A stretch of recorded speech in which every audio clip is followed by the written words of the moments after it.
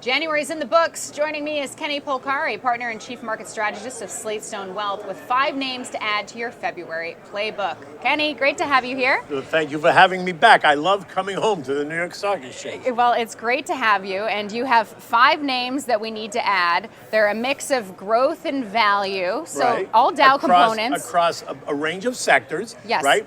Talk about diversification, so it's all good. And all Dow components. So let's get right into it. The first one, Microsoft, took a massive hit after earnings. You've been adamant about not chasing big tech, but you want this one. You didn't want to chase it, but you're no longer chasing it. It's down, yesterday at one point it was down 12%, taking it down 23% from its most recent high. To me, that's on sale. That's a quality name. It's a name that you need to take advantage of when it goes on sale like that. So Microsoft, 100%. As we think about the Mag 7, is it very much a stock picker's market at this point, or is it a buy the Mag 7 still? Well, I think you have to be careful. I don't think it's a straight buy the Mag 7 because, again, some of those stocks are still trading closer to the highs and you don't necessarily want to chase them. So I think you have to be more stock specific and look at each one of them on the chart to see where they are, where their trend lines are, how they're acting in order to figure out where you want to. Doesn't mean you don't want to own them, just means you want to be a little bit more kind of methodical on how you buy them. But Microsoft is your top Mag 7 pick. Well, because, look what they did to it. It's 100% is my top pick. Okay. Next up, moving outside of tech and into healthcare, Merck, kind of a healthcare value play. So Merck has been, if you look at that one on the chart, right, it's been in this downtrending pattern for 12 months now. It seems to have found a base and it has started to lift its head. It's now broken up and through all the trend lines. So it's on the breakout scale, right? So, and it's a quality name in the healthcare space. It's one of the biggest mega cap names in that space, and so therefore I think there's an opportunity to take advantage of it only because, again, it was on sale. Number 3 is Honeywell, a big winner already this year. Not too late to get in? No, and here's the deal with Honeywell, because I think Honeywell, you have to think about what's going on broadly, geopolitically, what's going on, in this country. I think Honeywell is just a solid name. It's a good dividend payer, and while it has outperformed or has done very well, I think you have to look at it again on the chart and pick your spots. I don't think you just go out and start just buying it without looking at the chart and kind of making an assessment on when you want to buy it. But I don't think you have to wait for a big pullback in Honeywell. And then Procter & Gamble, a consumer staple, a winner in January, but a pretty bad one-year chart. Right, and as consumer staples have been an underperformer all last year, I think they ended the year up 3%. When the rest of the market was up nearly double digits across a lot of the sectors, right? So again, consumer staples has been an underperformer, but if you're going into an environment where you think it's going to be a little bit more anxious in 2026, and look, we're in a midterm election year, there's a lot going on politically in this country, geopolitically around the world, and typically a midterm election year would see the market at some point pull back 12 to 15%. Nobody should be surprised that that's going to happen. But a name like Procter & Gamble and some of the other consumer staple names might be a place that's going to offer you exposure, pay you to own them, and have certainly some upside, only because they've so underperformed. So we're going to dig into that in just a second, but I want to get your 5th pick in here, and that's JP Morgan, right. Down about, 5% in January. Credit card caps or potential credit card caps not helping. Well, it's not helping it, but JP Morgan is best in class, right? It kind of checks all the boxes. I think Jamie Dimon does a tremendous job steering that company. And so, yeah, but I don't think the credit card caps affects JP Morgan as much as it affects Visa or MasterCard. So I'm not so worried about that with JP Morgan, but I just like JP Morgan because it's just best in class in the banking sector, and if it's on sale, then you got to add to it, or you got to initiate a position. So I have to say, because, hearing that you think that the market could pull back 12 to 15%, these names make sense a bit more because they seem kind of defensive, kind of boring? Well, they're a little bit, but sometimes boring is good, right? Boring is good. Sometimes if you think the market's going to be anxious or you're going to have this pullback, it doesn't mean these stocks won't pull back. They'll just most likely pull back less than, look, if the market pulls back 10 or 12%, they're going after the high growth tech names.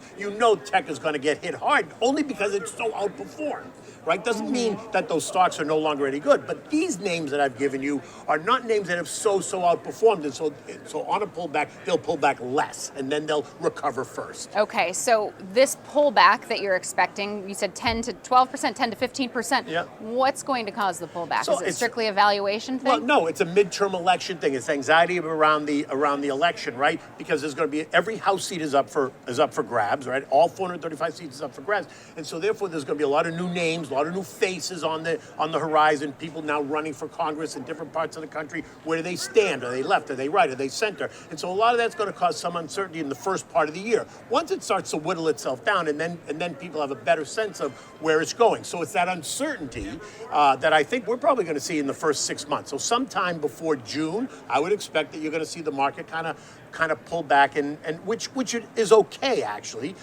because it'll digest, it'll shake out some of the loose hands, and then it'll start to build again. Can't time the market, but you kind of sit back and sit on some cash until we see some of those pullbacks? So the way I would do it is new money that we're adding to portfolios, or new money that clients are adding to portfolios, it's sitting at the moment in treasuries, right? So it's going to earn, 3 3/4 maybe, right? Very liquid. The money will still be to work, but we're going to take strategic advantage. And look, we might have a rolling kind of a pullback where different sectors are getting hit at different times. And so you want the cash to be able to take advantage of those opportunities. So here's a perfect example. The Microsoft yesterday was a perfect example. So we took some of that cash for clients that are in tech and in that space, took some of that money and put it to work in Microsoft. I'm not necessarily waiting for the broader market to pull back, because Microsoft's already down 23%.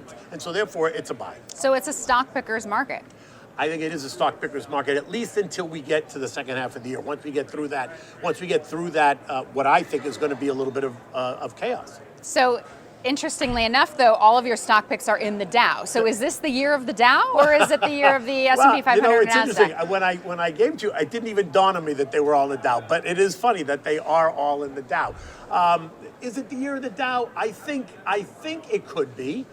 Do I think Dow's going to outperform, the NASDAQ? I don't. In the end, I still think NASDAQ's going to continue to outperform, just because there's such a strong tech influence in the NASDAQ, right? It's basically all tech. And so therefore, I think the tech story is still alive and well. So I expect tech to continue to outperform. But I think the Dow's going to put in a decent performance this year. Okay, so you're expecting some turbulence, expecting some chaos in the first half of the year. But ultimately, is this a market that you can make the case will continue to move higher from here? 100%. Because I think, look, we're in this new year. The big, beautiful bill has now kicked in. People are going to start to get bigger tax refunds. Tax rates, tax brackets now have changed. And so people are going to there's going to be more money. And if the economy takes off the way it appears it's going to, then a rising tide is going to lift all boats. And so, yes, I can absolutely make the argument that you should stay invested. You should absolutely be in stocks, but you need to be diversified. Doesn't mean you should be overweight any one sector. You need to be smart about how you're going to allocate it and make sure that you're diversified, and diversified across the broad sector, which does include small and mid caps, otherwise known as SMIDs, which are already outperforming, right? They're already up about 9% in the first month. And so they're setting themselves up for a year that I think, if it goes as most analysts are suggesting, small and mid cap names are gonna perform very well this year. So you have to make sure that you're properly allocated. So what sort of returns can we expect to see this year? Is it single digit? Is it mid-single digit? Is it double digits again? What do you think? So I think that the S&P is going to be somewhere like 10 to 12% all in, like you add in divvies and stuff. I still think the NASDAQ is going to outperform. I think the NASDAQ is going to be in the high teens, right? 15, 17, 18%, like that.